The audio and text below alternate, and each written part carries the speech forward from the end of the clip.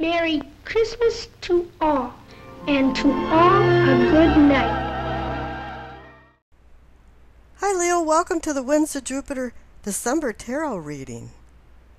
Your overall energy card for this reading is the Lover's card. It's always nice to get a love and relationship card right off the bat.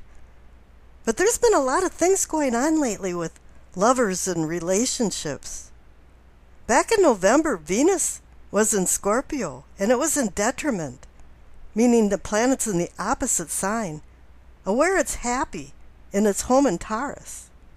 And the same thing was going on when Sagittarius and Mercury was in detriment, and Libra and Mars was in detriment. So there was a lot of uncomfortable things going on, and emotion-wise there was a lot of ups and downs, and relationship-wise too. The other day I read that sexuality is the sacred key to humanity.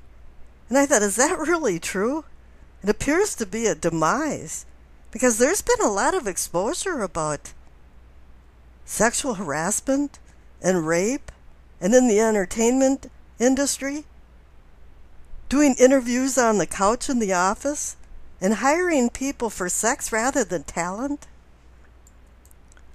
This Lover's card is about making decisions. And I always say vice versus virtue, and deeds versus desires. But this is also about senses and the sexuality and having common sense at the same time. Because the decisions that we make about our love and our relationships dictate our happiness in life. And there is sometimes this temptation versus grace thing going on.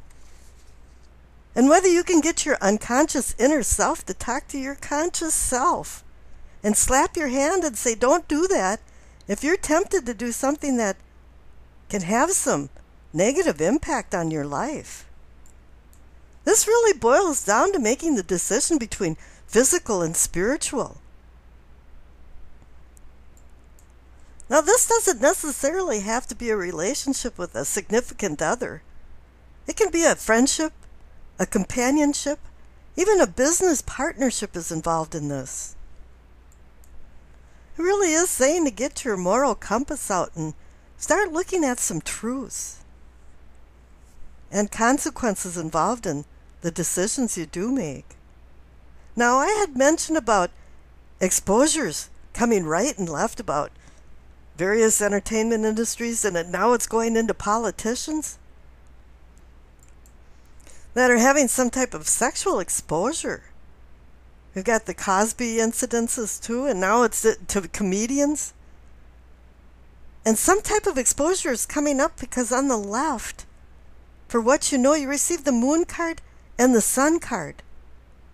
So you're going to be able to see now things that you haven't been able to see in the dark with the Moon card, because you have the Sun card with it.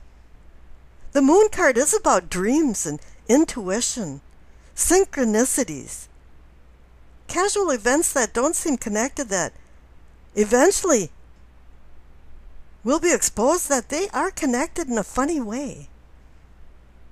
A very significant spiritual way usually. Now it's time to take heed of your dreams and things, the gut feelings that you're getting. Because the Sun card is now exposing this. Wherever you draw your attention to, the Sun puts a spotlight on it. The reflective light of the Moon is starting to shine, and then the Sun starts coming up. And it's bringing in enlightenment, understanding, insight.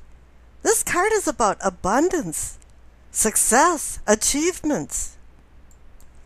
The Sun card oversees Leo. This is your card. This is personifying you. And it is saying that you are now seeing some truths. Some things are being exposed to you. No longer is your mind playing tricks on you with the Moon card, and maybe your imagination has been running away about things. Now it's time that you're seeing things for what they really are. And the funny thing is, I think it's all instinctual.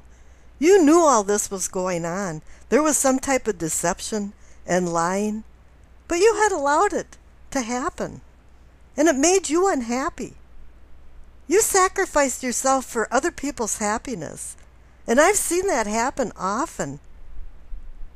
And then these people that you've sacrificed your happiness for come back to you and say, well, they just want a little bit more. They're not happy with you sacrificing your happiness.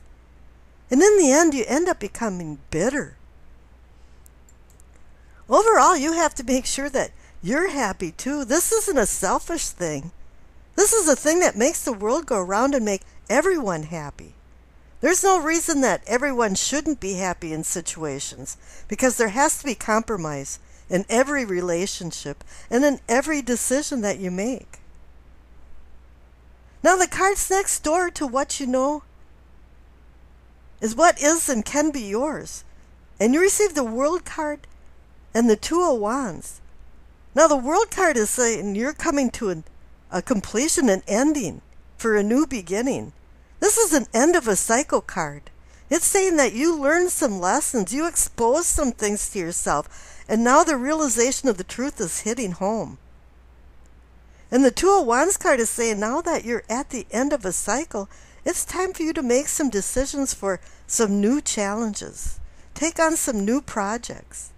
The two cards, all of them, indicate that it's time to make decisions, some type of choices, balance, and partnership. All of the things that encompass the Lover's card if everything's rolling along happy. Now, the next card for your self-awareness, or your awareness, is kind of telling you where this is all coming from, the Moon card thing. You receive the Six of Cups and the Seven of Cups. The Six of Cups is about your past. Something about your past is being surfaced for you to make some truth, see some truth, see some reality in it. A lot of times the Six of Cups can be a card about emotional baggage, or going back home to a place that you consider home to find some solace.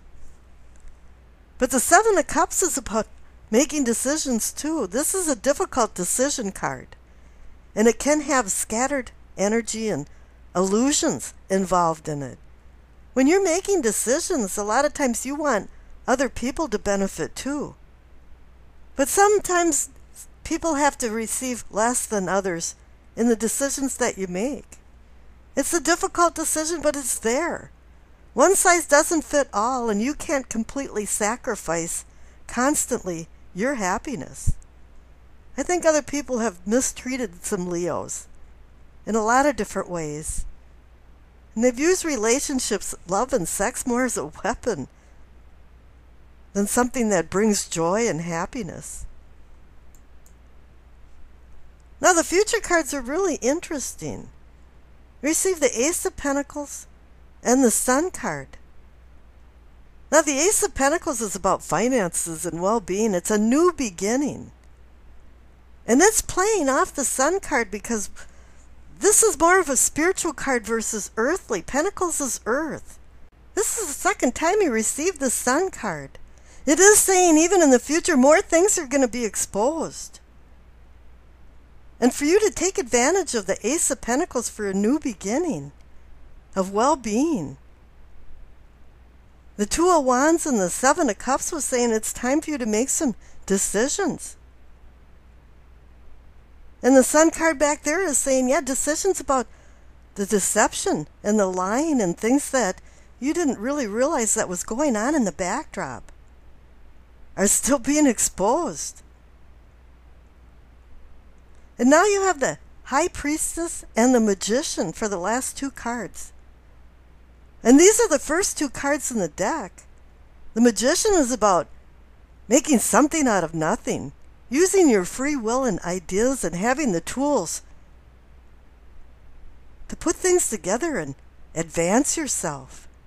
And the High Priestess is reminding you that it's not only Earth to cosmos, it's cosmic messages coming down to you. The High Priestess is talking to the Moon card. She's bringing in things with intuition and dreams.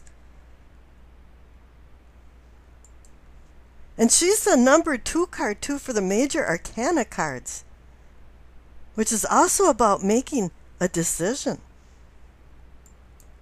So whatever happened in your past with the 6 of Cups card is exposing a lot of things with these 2 Sun cards that are trumping the Moon card.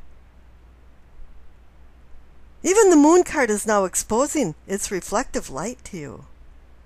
And now that you're at the end of a cycle with the World card, it's time for you to make some decisions, some good decisions about relationships, love, and loving yourself. And I wish you acceptance, peace, and happiness.